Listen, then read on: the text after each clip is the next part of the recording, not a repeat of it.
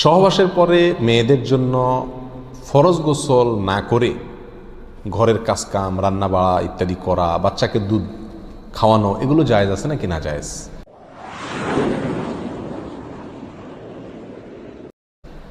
গোসল ফরজ হওয়া অবস্থায় গোসল না করার আগ পর্যন্ত কয়েকটা কাজ করা নিষেধ।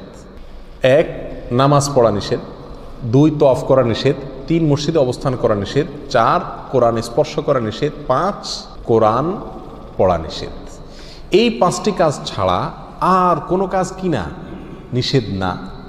অতএব সহবাসের পরে কোনো মেয়ে, কোনো মহিলা তিনি যদি গোসল না করে, ফরজ গোসল না করে তিনি যদি কি করেন, গৃহস্থলীর কাজকাম করেন, রান্না বাড়া করেন, অন্য কাজকাম করেন, বাচ্চাকে দুধ খাওয়ান, এগুলো এই 5টি নিষিদ্ধ কাজের আওতায় যেহেতু নাই, অতএব সেটা জায়েজ আছে।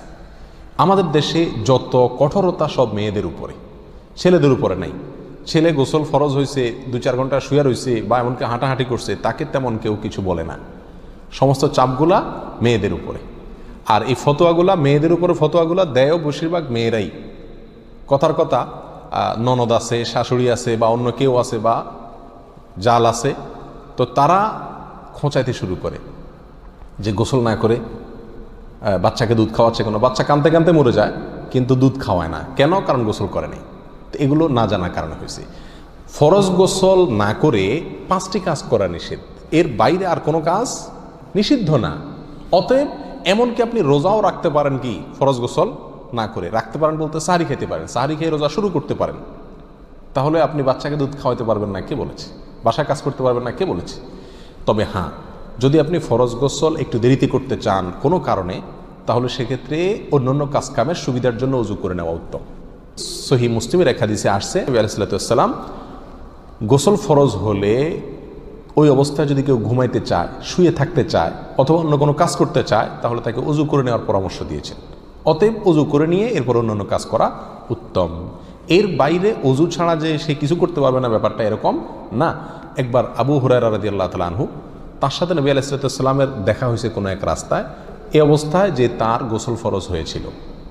তো আবু হুরায়রা রাদিয়াল্লাহু তাআলা রাসূলুল্লাহ সাল্লাল্লাহু আলাইহি ওয়াসাল্লামকে দেখে এড়াইয়া চলে গেছেন, একরকম পালায়া চলে যাওয়ার মতো, যায় তাড়াতাড়ি করে গোসল টোসল করে তারপরে আসলেন। নবী আলাইহিস সালাতু ওয়াস সালাম জিজ্ঞাসা করলেন, আবু হুরায়রা তুমি কই গেছিলা, তোমার দেখলাম?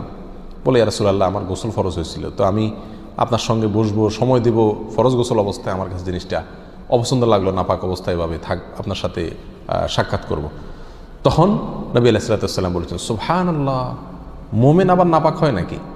অর্থাৎ এটা তো একেবারে তোমার পুরো বডি নাপাক হয়ে গেছে, টাচ করলে আমি নাপাক হয়ে যাবে, ব্যাপারটা তো এরকম না, তুমি এটাকে এত কঠিনভাবে নিয়েছো কেন? তাহলে এই সব হাদিসগুলোকে সামনে রাখলে মোটামুটি পরিষ্কার হয়ে যায়। আমাদের আয়েশা রাদিয়াল্লাহু তাআলা আনহা থেকে এক হাদিসে আসছে, তাকে জিজ্ঞাসা করা হয়েছিল যে নবী আলাইহিস সালাতু ওয়াস সালাম গোসল ফরজ হলে তিনি ঘুমোতেন কিনা? তিনি বলেছেন হ্যাঁ, ঘুমাতেন। কোনো কোনো বর্ণনা আসছে ওযু করা ছাড়াও ঘুমাতেন। তাহলে বোঝা গেল ওযু করে নিয়ে ঘুমানো, ওযু করে নিয়ে কাজকাম করা উত্তম। কিন্তু আপনি যদি নাও করেন তাতে কি হবে না, কোনো গুনাহ এতে হবে না। আল্লাহু আ'লাম।